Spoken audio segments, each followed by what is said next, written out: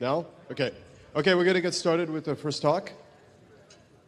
So I'd like to just quickly introduce Matt Spisak, who's going to be talking about hardware-assisted rootkits and debugging reversing on ARM.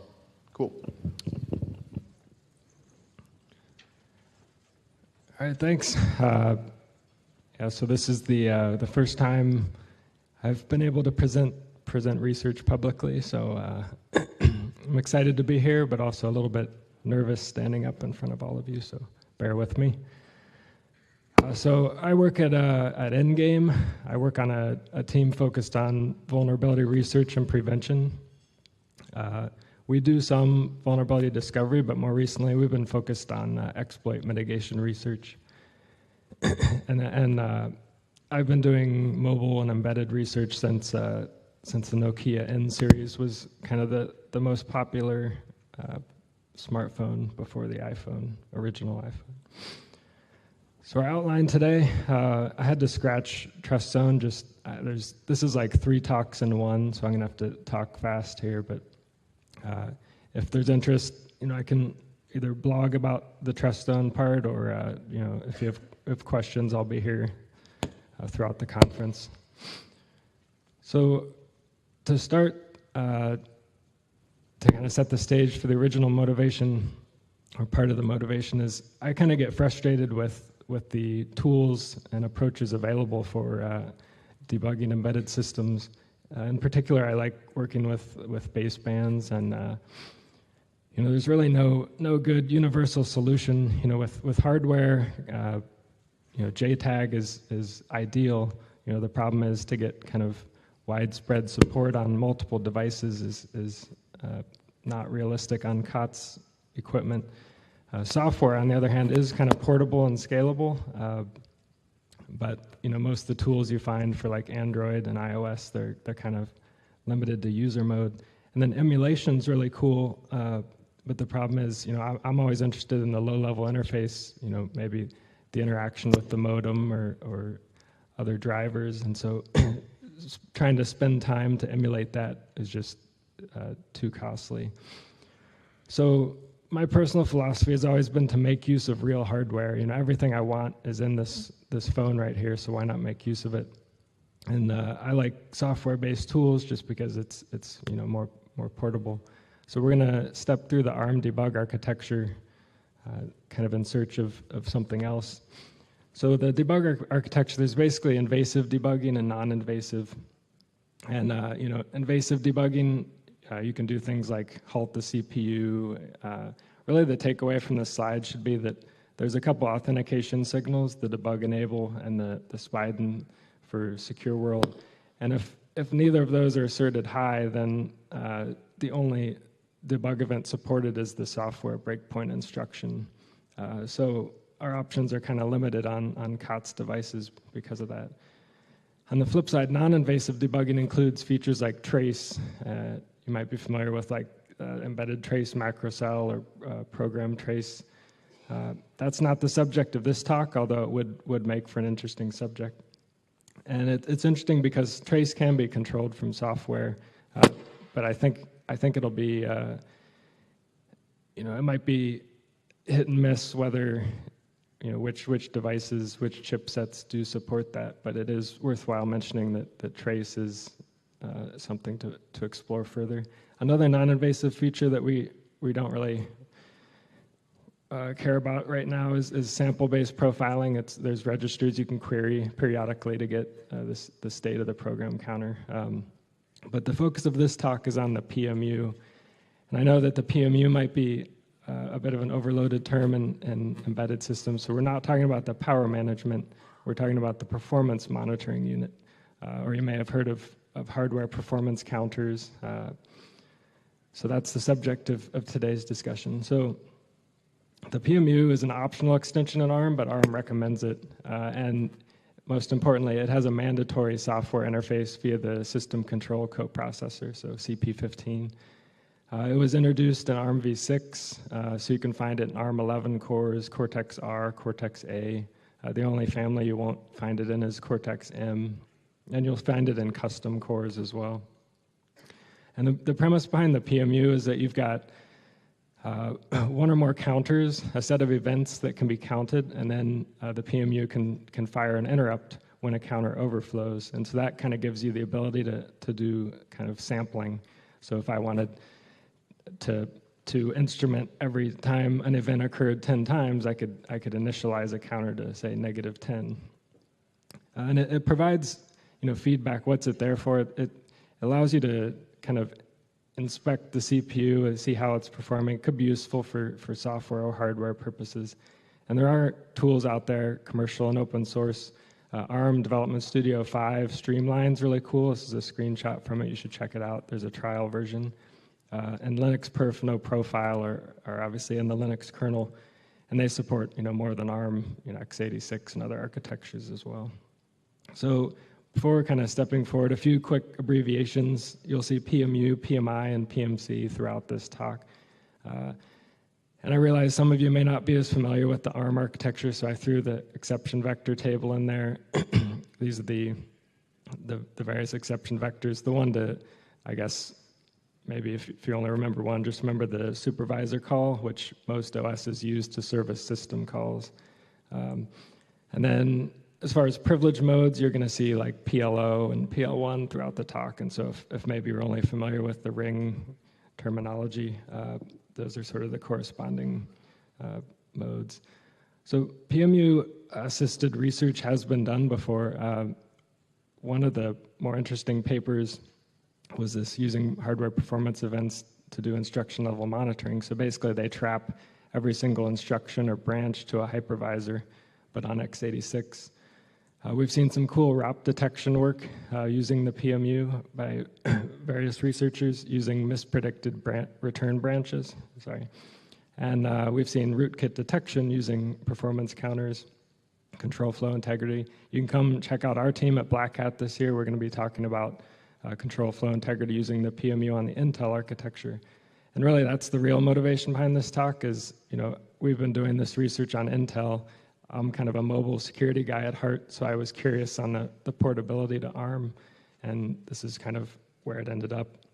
But as you notice, all this related work is focused on the Intel architecture, so there's plenty of room for exploration on ARM. So a few sample events that we can count. And this is similar to what you'll find on other architectures: instructions, branches, cache access, cache miss, etc. And I'm going to breeze through the registers that we can access through that system control coprocessor. So the control register tells us how many counters exist on the PMU, and it's sort of the least significant bit there is sort of like a global enable, so it's like turning the PMU on and off. There's registers for enabling. Once you turn on the PMU, you have to enable a specific counter, so you would write the appropriate bit offset to turn on the various counters or turn them off. And then finally, there's a counter selection register, which you have to tell the PMU, from this point on, I'm going to be referring to this counter. And then once you do that, you can set the events that you want to count or the query or set the actual counter value. And so notice in the event filter register, there's only 8 bits that ARM has for events, so they're kind of limited there. But the most significant bits are used for mode inclusions. So on the right, there's a little table that shows you, like, if we wanted to count branches, we could do so in user mode, kernel mode, hypervisor mode. We can do those all by default because they're all in normal world. It gets a little bit more tricky with secure world because we need a secure non-invasive debug signal to be asserted. And there are COTS devices with that enabled, but finally, the event counter register I mentioned, that's the actual count, and you can read and write that. So as far as configuring counters, first we would, this basically turns on the PMU, so we're setting that least significant bit of the control register. Next, we're setting the first counter, so we're selecting counter 1, and then we're writing an 8 to the event type, which is instructions executed. So we're configuring the counter to count instructions. Next, we initialize the counter to -3. Maybe we want to sample every 3 events. And then finally, we enable counter 1 by writing to the counter enable bit. So the other half of the PMU is interrupts. So there's separate registers in ARM for enabling or disabling interrupts for a given counter. And so if we want to enable both counters 1 and 2, we write the value 3 to the interrupt enable register. And then if we, on an interrupt, we have to query the overflow status register and clear it. So how do you know if a given PMU can count? We have to query, you can start by querying the debug auth status register, which is in the debug coprocessor, CP14. And that will tell you whether invasive or non-invasive debug is supported. And then if once you realize non-invasive debug is supported, then you can query the debug feature register to get the specific version of the PMU that this particular chip supports. And there's ARM v8 introduced PMU version 3. So here's kind of a sampling of various chipsets. I tried to get a device with kind of each chipset manufacturers. So the main device I worked with was a Nexus 6, but just to kind of show you, all these Qualcomm, MediaTek, Samsung, Huawei, HiSilicon chips all have non-invasive debug supported, and they all have PMU version 2. And of note at the bottom there, I included the Broadcom chip from my Nexus. It also has a PMU and is capable of counting. So obviously the Huawei device looks like it's ready to be debugged because it looks like anything goes. But hopefully this is just kind of a reflection that the PMU is quite common in COTS devices. So our first case study is going to be using the PMU to do some instrumentation, specifically tracing. So our approach, much like the paper I referenced, is that we want to cause frequent PMU overflows in order to interrupt and trap instructions or branches. And so CoreSite's program flow trace it captures basically branches, or it calls them waypoints. And we can come pretty close to the same functionality using the PMU. So we want to count all branches, both predicted and mispredicted. We're going to set our counters to -1, and we'll use our ISR, our interrupt service routine, to do the instrumentation. So to kind of visualize, step through this, we initialize our counter to -1, and we're counting branches here. So a branch is about to occur, counter overflows, PMU triggers an interrupt. Our ISR can then capture the saved program counter, capture registers, capture memory, whatever you want to do. Then we reset the counter to -1. Code continues to exit. None of these are branches, so the counter is not incrementing. Here we come to another branch. Branch occurs, counter overflows. Our ISR can then do our introspection or instrumentation, and then we reset the counter, and it continues. So some of you that are familiar with Linux perf might ask, well, what about Linux perf? So I decided to kind of do all this from scratch for a few reasons. The first, I wanted to write my own custom ISR, even if perf had a callback for being invoked within the ISR. And long-term vision was more towards baseband, so I didn't really want to be like married to Linux. And finally, getting my hands dirty was important in order to learn, how the PMU works on ARM. So that said, the perf source is a really handy resource for the PMU, not just on ARM, but on the other architectures as well. So I should probably mention I've got 2 kids at home, and much of this research kind of started out after hours, and it's as you can imagine, it's hard to find time to do research with kids, so it was always small windows, whether I was putting them to bed or while they're watching cartoons. So I feel like the graphics in this slide deck kind of accurately reflect my state of mind while doing this research. So the first challenge we have is we need to figure out how to register for interrupts. So the ARM generic interrupt controller spec kind of outlines both private peripheral and shared peripheral interrupts, and the interrupt IDs. So basically in like Linux, for example, we need to register for interrupt, but we need to know the IRQ number that the PMU is going to use. And this spec recommends using interrupt ID 23, but not every chipset has to use the generic interrupt controller. There's custom. So the first place we can look is device tree source. Those are the .dts and .dtsi files you might find in like an Android source. And basically those files kind of outline specs and configurations of the hardware. And sometimes you'll find the PMU in there. And so this is from the Nexus 6. We see this interrupts tuple. So the first value is the type, well, tells us whether it's a shared or private peripheral interrupt. In this case, it's private. And the interrupt number is like the offset. So from our last slide, we know that the private interrupts start at offset 16. So we can do the math and come up with 23, which matches ARM spec. The problem is not every device uses the PMU, even though it's there. And so you're not always going to find something like this in the device tree source. So for that, I went for the brute force approach. So like on the Amazon tablet or with the MediaTek chipset, I basically Read proc interrupts, found every unused shared and private peripheral interrupt, registered for those, then basically configured the PMU to overflow a specific number of times, and then went back to proc interrupts to see which interrupt number corresponded to X number of IRQs. And so that works, but it's kind of not as straightforward as looking in some source.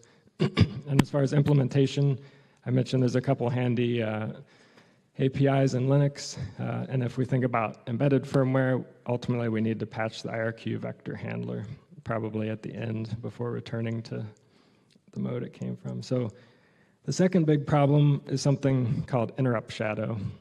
So let's say our counter overflows on this branch, but the interrupt doesn't occur, and then another branch occurs, our counter increments to a +1, and then eventually we get an interrupt. So these highlighted instructions kind of represent this interrupt shadow, and so we've had a skid of 4 instructions before the PMU fired the interrupt. And because of this, we can potentially lose up to 15%. That's a kind of rough metric of trace data, but we'll see in a minute how we can kind of overcome that. So I put together a prototype for Android. There's 3 components. There's a kernel module, user space daemon, and then an IDA plugin. And basically the kernel module just configures the PMU on each core, registers for interrupts on that core. And then as branches occur, the interrupt service routine just captures the saved program counter at the time of interrupt, and it buffers it so it's not like sending small amounts of data. And I use the Linux relay file system to kind of pipe that to user space, and then that gets sent over to IDA. And so then we can use IDA for visualizing our coverage, as well as controlling the daemon in terms of which threads we want it to monitor, starting and stopping, and some other features I'll show here in a minute. So basically, this picture kind of represents an ideal case where we're counting branches. So we might get a saved program counter from the branch to sysread, from the branch from fgetLite, from the branch returning from VFSread, and the branch returning from fput. So then we just need to connect the dots. So kind of we can use IDA to our advantage because it's done all the hard work of the control flow of each function. So we can basically say, if we have a trace point in the block, a basic block, we know that block is being executed, so we can count and color that one. And if there's only one cross-reference to the block or from the block, we can go ahead and count and color those as well, since we know that execution's going that way. So that helps us with this problem. So I mentioned interrupt shadow. So let's say that the return from VFSread continued executing, and we didn't trigger the interrupt until this move instruction. So here now we've got a block that doesn't have a trace point in it, but our earlier algorithm kind of helps cover that. Plus, if you're using this for fuzzing or code coverage, you don't really care because you're going to be hitting these code paths so many times that eventually an interrupt's going to occur inside of that basic block. We could probably make this more precise by using a second counter to count number of instructions between interrupts, and then properly fill in the gaps. But this seemed effective enough. So first demo here. Basically, and I have all recorded demos just because there's too many moving pieces. But the requirements here that the device has to be rooted. Obviously, the kernel might need to be recompiled to support loadable kernel modules. I use the config preempt notifiers to turn the PMU on and off based on the thread I'm interested in tracing. So config preempt, although I haven't seen many kernels that don't have that enabled by default. Then finally, I trimmed out a slide, but one of the big challenges with tracing kernel mode is the idea that if we were to reset our counter to -1 within our interrupt service routine, as soon as it returned out of the ISR, that would cause an overflow and we'd find ourselves in an interrupt loop. So the way I got around it was I added like 4 instructions to the end of the IRQ vector handler before it returns to supervisor mode, and I reset the counter there to -2. That way, the return from the IRQ vector handler increments it to -1, and then the next branch we encounter is the one that we want to trap. So that could potentially require recompiling the kernel, but I think you could do the same, just hot patching the kernel from the kernel module.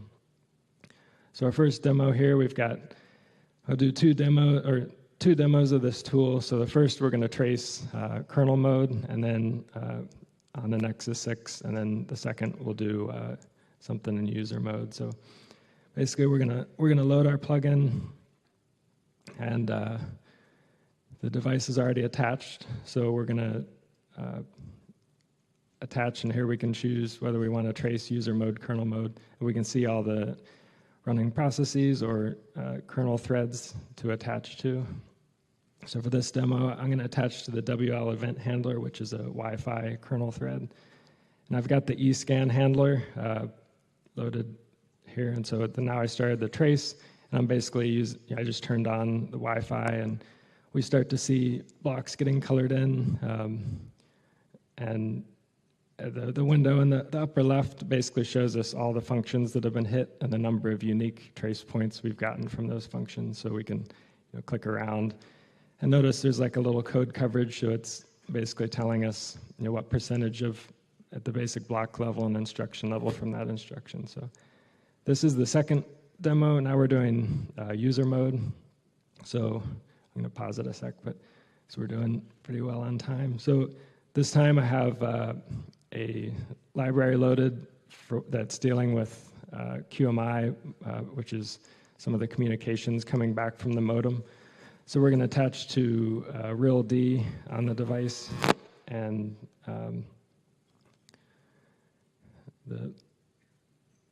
so basically we're going to start a trace, and with the attached phone, I'm going to make a phone call. And there's so much data coming back right now that the trace functions window can't keep up, but I'm calling good old Columbus time and weather. And the function I think that's loaded here is something to, QMI voice all call status indicator. So we can see, which instructions have been hit. So now we can pause the trace so that this window can catch up. And so these are all the functions that have been hit.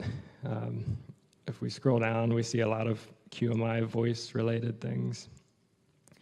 But where I kind of see this being powerful is in with embedded systems is doing like differential debugging. So here we're going to do sort of a differential debug. So we'll tell the plugin, remember everything we've seen, but go ahead and clear out the trace function history. And then now we'll resume the trace and send ourselves a text message because maybe we want to like isolate SMS handling. So I'll send myself a text, and we see a text comes up that says, trace this, please. And if we look at our traced functions, those that have symbols, we can see most of them are QMI SMS. And so maybe we see this SMS command callback function.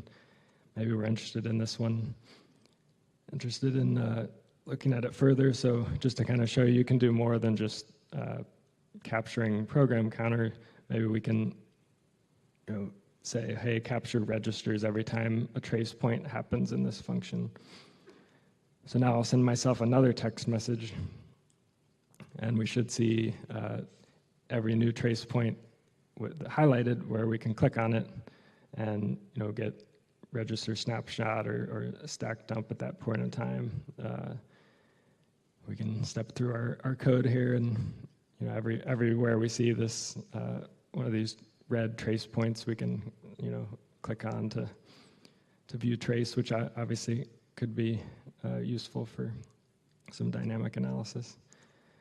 So you might ask yourself, so big deal, Android instrumentation. But I guess the way to think about it is more the approach. So we're using the PMU to do this, and in theory we can apply this to other chips. In fact, I got as far with the Broadcom Wi-Fi where I had patched the interrupt service routine, and I could cause it to count branches.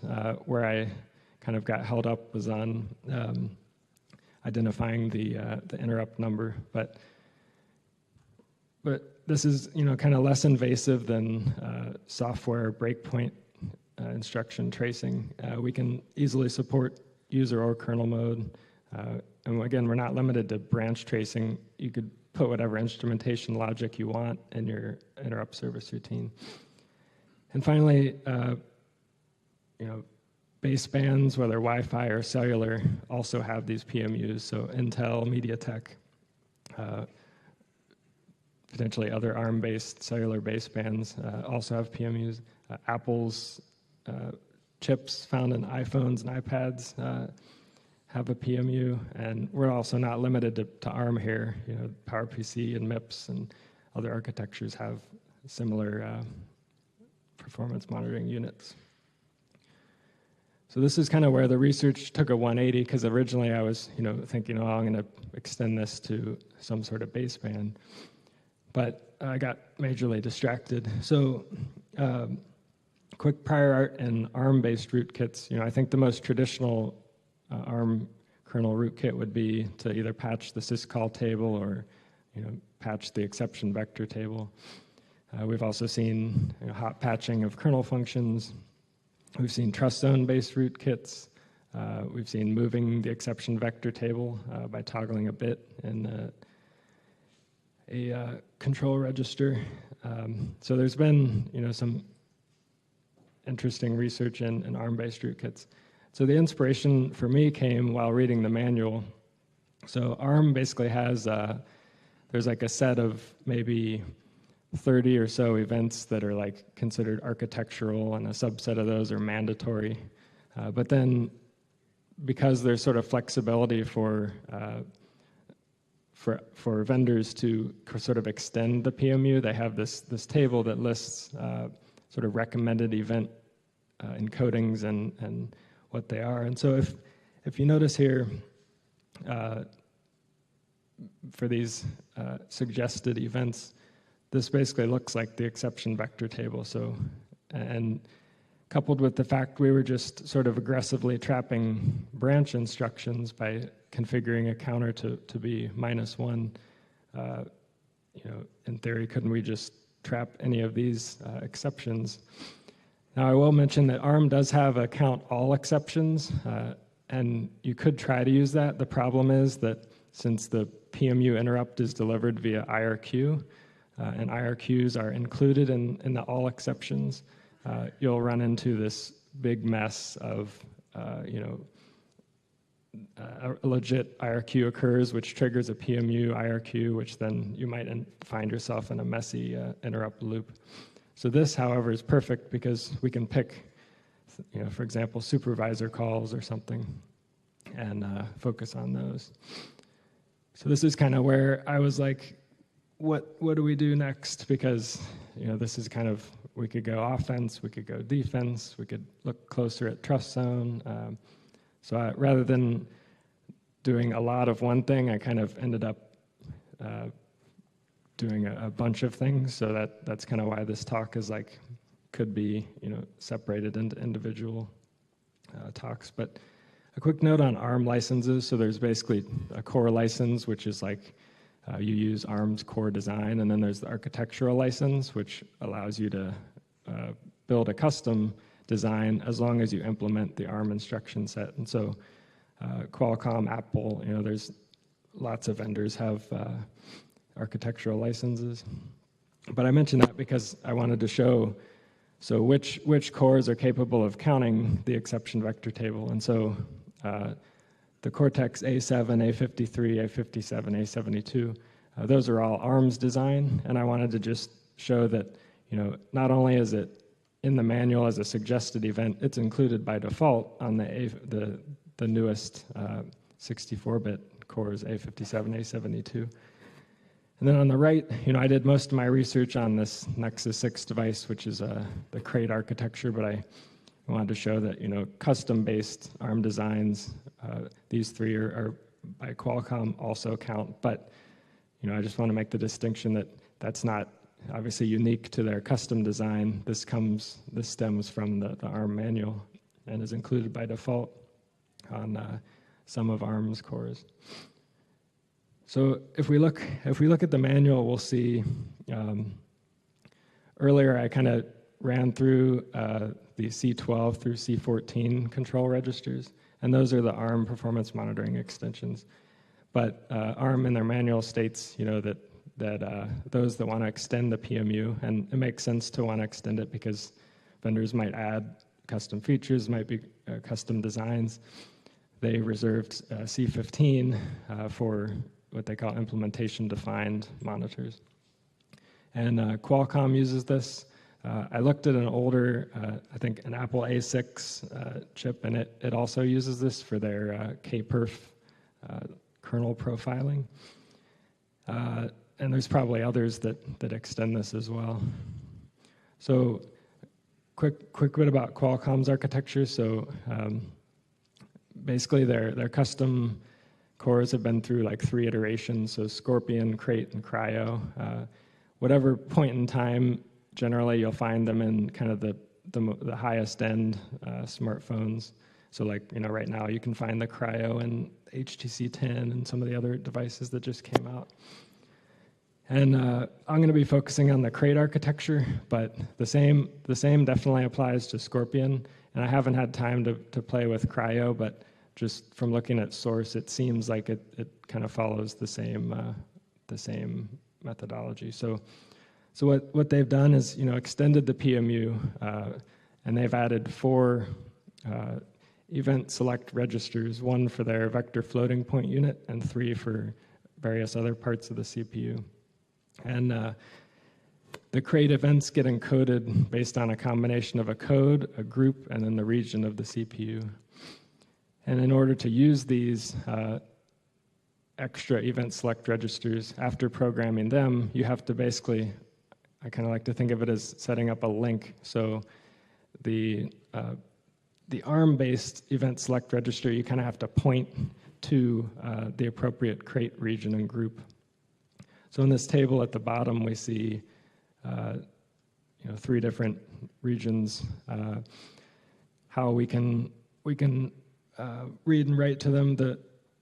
You can find some documentation on event codes from some really old Scorpion source, but to come up with these event code numbers, I had to do a little bit of black box analysis. So basically, I sort of walked every possible event code until I saw like a wrap or like a duplication of events, which signifies that I've run out of bits. And it seems like there's a lot of events, and only some of them are documented. I'd love to see the full list because I think there's some potentially powerful stuff you could do on ARM. But and then finally, we see the bottom line there. That's sort of like that's what I call the link. So we're setting the ARM event select register to some base value that's ORed with the group, and it's kind of like telling the PMU to like look over here for the event code. So for example, if we wanted to count prefetch aborts with a combination of, in the crate architecture, that particular event code happens to be B, and it's group 3, region 0. So, so in order to configure our PMU to count prefetch aborts, we have to shift the B over by 3 bytes, and then we write that to the crate region 0 event select register. And then we go back to the ARM event select register and we point it at crate region 0 by coming up with this value CF, which is, and you can actually look at the source in Android and see how this is encoded, both in their Scorpion and crate PMU source. And basically, yeah, it's allows you to extend the PMU and count sort of custom events. So the idea behind a PMU-assisted rootkit is then the fact that, hey, let's count supervisor calls, since most OSs use that vector for handling system calls. Let's try to trap all these supervisor call instructions, and then our ISR routine becomes the rootkit. So we get code execution at some point after the supervisor call instruction, and then we can redirect code execution by modifying the saved registers however we want. And so one of the advantages of this is it kind of avoids the current state in terms of patch protection or kernel integrity measuring. Now, I didn't test this against in the mobile space. I'm only aware of Samsung has I think it's called TIMA. It's like a kernel integrity monitor, but it runs in TrustZone, and then Apple has their kernel patch protection. And I would guess that neither of those would care about this, because you're just registering for an interrupt service routine, and you're not touching the kernel image. And so the installation of the rootkit is basically you configure the PMU, which is a few MRC, MCR instructions, followed by registering for interrupts.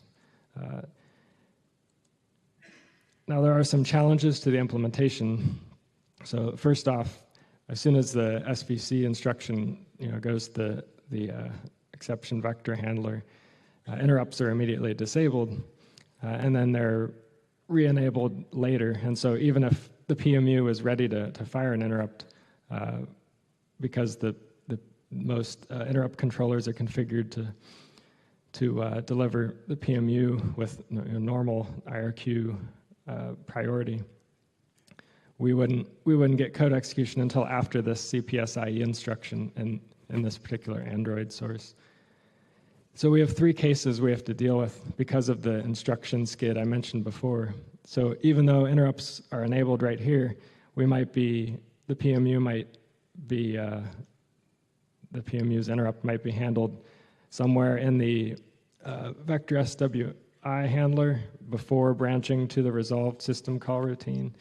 We could be interrupted right at the entry point of the system call routine, or we could be interrupted after. And so our malicious ISR has to deal with all 3 of these. So the first case, and I should mention, I kind of put the stats on the frequency that I saw from each of these. So by far, the most common case is the green section, but we do have to account for those others if we want to make sure we can always redirect. So basically, we can retrieve the saved supervisor mode and user mode registers in our ISR, and then we use register 7, to filter. Maybe we're looking for sys read, or we're looking to hook read, for example, in this example. And then from that point, once we identify that we are in the green case here, we basically need to see how far we've been interrupted past that CPSIE instruction. So we compute an offset, and then we can emulate the remaining instructions. But we can ignore every instruction that's dealing with resolving the syscall routine's address from the syscall table lookup,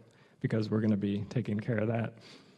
But we just apply whatever this code's doing towards the saved registers, and then at the end, we can set the link register and set the program counter to our hook. So that's sort of an easier case.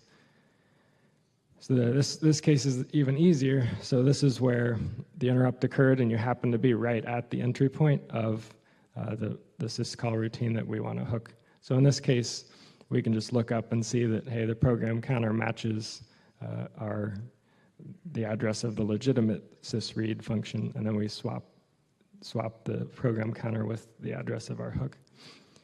So then the final case, which is the most challenging, is we're some point in the middle of sysread, or past the entry point. So how do we deal with this? So I chose to implement it by allowing the syscall routine to complete and then hooking it after it was done. So I did that by we see up here that retfast syscall is being pushed onto the stack. So I grab the save stack pointer and I walk backwards until I find retfast syscall, and then I replace that with a trampoline address. And our trampoline address can fix up the link register and then branch to what I call a post hook function. And so then our post hook function can then query the saved user mode registers in order to get the original parameters passed into the syscall routine, and then we can copy buffers back to the kernel and modify them as necessary. So the limitation of this approach is this kind of assumes we only care about hooking data that's coming from the kernel to user mode. If, for example, we wanted to hook like write or send or something, we would have to come up with another approach, because we can't just let syswrite complete, because the damage would be done at that point. But for a proof of concept, I decided to just kind of leave it at this. So I have two demos. Sorry, for the rootkit. The first is using the PMU to hook sysgetdent64, which is a popular choice for process and file hiding. So to set up this demo, basically I'm going to be I'm loading sort of a fake kernel integrity monitor where I'm just periodically scanning the syscall table and other regions in the kernel and computing a hash. And then I just started some malware thread that's running in the kernel. All it's doing is printing out, this is nasty, print K malware. So if we look on our file system, we can see this malware secrets file. And if we do a process listing, we should see our malware worker thread. And this, again, is on the same Nexus 6 that I was working with earlier. Just to show that there's like a legitimate phone, I'm using the Reflector 2 app, which I highly recommend for mirroring and casting devices. But so now we're going to load our PMU rootkit. So now it says PMU-assisted rootkit is now cloaking stuff. So if we look on a file system, our malware secrets file is gone. And if we do a process listing, we shouldn't be able to find the malware worker thread. And same on the device, we shouldn't be able to see the malware worker thread. So then I've just unloaded that rootkit. And if you notice, the kernel integrity monitor was still happy. And now we can see the worker thread again, because the PMU-assisted rootkit was removed and the file showed back up. So then finally, I'm going to do a traditional rootkit where I'm just going to patch sysgetdents in the syscall table, and to kind of prove that it was a legit patch, we shouldn't see the malware secrets file. But now notice our super duper secure kernel integrity monitor says that things are corrupt. So kind of the intent of that demo was just to kind of show a PMU-assisted rootkit in action, where we're actually able to redirect and modify data returning back to user mode, all while using just PMU-based traps. But in my opinion, Linux rootkits are boring, and this is a phone. So to make it kind of more interesting, I decided to try to hook read, but in the context of QMuxD. Now, QMuxD is a user space daemon and Android. Much of the same codes in CommCenter, or handled by CommCenter and iOS. But It's basically responsible for routing QMI packets to and from the modem and to their respective clients in the high-level OS. And you can kind of think of QMI as like a custom Haze AT command or something. But we're gonna hook sysread the same way we just hook getDents, but only using the PMU. So that's our next demo here. So for this demo, I have 2 phones, and everything was, as I mentioned before, I'm using the Reflector 2 app to mirror the devices, but the iPhone on the left is a clean device, and then we see the count there on the right, and that's going to be the rootkitted device. So I'm going to send a text from the iPhone to the Android, and the iPhone or the Nexus receives it. It says, "Hi, how are you?" So now we're going to install our new rootkit, which is hooking read. And we're going to read the kernel log, and we should start to see QMI packets being printed out. So I just sent a text from the device, and we notice that on the screen, it's on the Nexus, it's displaying hello, but it appended PMU rootkits are fun. So I decided, preventing SMS from showing up is not very attractive demo, so I decided to, basically parse the QMI and append 7-bit ASCII to the end of the incoming SMS, which was a pain, I'll admit, but then now the iPhones send a text says OH, and the rootkit is appended IO, so it's clearly a Buckeye fan, if anybody knows what that even means. And then finally, just to show that we're man-in-the-middling that incoming QMI stream, we'll check our balance on T-Mobile, which will send a USSD request, and we should see in the QMI dump the response or the originating USSD message from the network, and it tells us current plan active until whenever.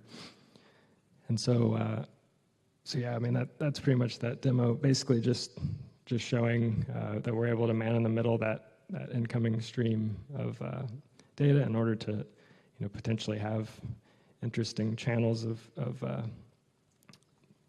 doing malicious things. So yeah, so we sent one more goodbye text, and again the rootkit appended the same PMU rootkits are fun message.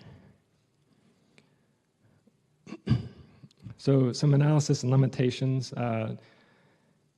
So trapping supervisor call instructions seems to add anywhere from like 2 to 5% overhead, depending on kind of load on the device.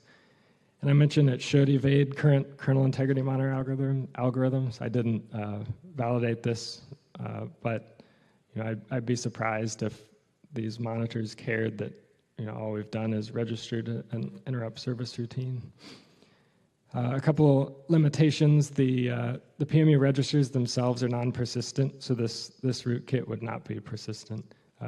Every time a core comes out of reset, the PMU registers will all be loaded with their respective reset values. And then any other code running in the kernel or higher could tamper with the registers, so they could stop something from counting, so that could become problematic. So how would we detect this rootkit? You could try just reading proc interrupts. However, the data that's showing there is easy to modify, and potentially we could prevent the PMU's IRQ line from even showing up. You could try to just query the registers and see if somebody's counting supervisor call instructions. It's worth noting that access to the PMU can be trapped to hypervisor mode. So if an attacker had control over the hypervisor exception vector table, that could be interesting. And as we'll see in a minute, not all usage of this is malicious. I guess more generically, just identifying an increase in interrupts is probably your best bet. So there's trace points in the Linux kernel that you can't really avoid, or we couldn't avoid. And I suppose you could try to iterate. Linux has like a radix tree that has all the interrupt handlers in it based on the IRQ number. So I suppose you could try to validate addresses in there that, that the handler is in, maybe the static kernel image or something. But if you're familiar with Shadow Walker, you might be able to do interesting things by trapping data or prefetch aborts, so that anytime somebody tried to read memory where our code lives, we could potentially trap that and then serve up bogus data like Shadow Walker did. So our final case study here is on defense, and just to kind of show you that it's probably more powerful on the defensive side. So same approach. We're going to trap supervisor call instructions, but we're going to do syscall monitoring. So if you're familiar with Microsoft's EMET or anti-ROP tools like it, they all are pretty similar in that on Windows they all inject DLLs into the processes they want to protect, which is kind of interesting because they're trying to prevent code reuse attacks, but in doing so they're increasing the surface of code reuse attacks. And so by doing monitoring from the kernel, we can avoid that. And this is much easier to implement than the rootkit because we don't have to worry about redirecting code execution. We just need to apply some sort of integrity policy to make sure things are legit on the syscall. And further, that could allow us to protect COTS binaries so we don't have to lean on vendors to compile in protections. And we don't have to patch the kernel, we just need to register. Just need a kernel module loaded or some other way to register for an interrupt service routine. So I decided to select stage fright, which has been obviously very popular since last Black Hat. This is data provided from the Nexus security bulletins. And as we can see, there's been a ton of remote code execution and privilege escalation bugs, either in lib stage fright or labeled as media server, but I'm just collectively calling them media. So I decided to try to create a little proof of concept, basically just do syscall monitoring and detect some of the same anti-ROP checks that EMET and ROPGuard do. And I used proof of concepts from Mark Brand of Google, who had a great blog on this particular CVE. And then that's the same CVE that Northbit has a metaphor proof of concept. So I used both those kind of in combination. So for our last demo, I'm going to show exploiting the device, and then we'll load our mitigations and try it again. So we're going to start a netcat listener, and we'll browse to a site that plays this particular media file, and we should see we get a connection back. So now we have a shell in the context of media server, and we can do a get prop to show you it's a legit device. This is a Hammerhead device running Android 5.1. It's a Nexus 5. So we'll exit that shell, close out our browser, and now we're going to load our mitigations, which is, again, just going to trap system calls in order to apply those anti-ROP checks. And we'll see what happens. So we load our kernel module. We can see some verbose output I put in here where I'm configuring the counters to count system calls or supervisor instructions. So now we're going to browse to the same site, and we should see some ASCII art appear, which is saying exploit blocked. So if we look at the bottom there, we can see that it detected a stack pivot in this binder thread, which is part of media server. It was on an mprotect call, and it notes that the current stack pointer is outside the range that it was expecting. So it terminated that thread. So that's just kind of a fun extension, I guess, of demonstrating what some defensive use cases that you could do on ARM-based cores with pretty light overhead, under 5%. So potential future work. I got sidetracked from doing this originally, but that first demo I showed you of tracing, I'd like to be able to do that on some basebands, and then also if you're able to do something similar on iOS kernel, that would probably be more valuable than Android. So I know I'm running low on time, but this slide's important to me, so I need to recognize some folks at Endgame. So Cody Pierce has been extremely supportive and encouraging me to publish.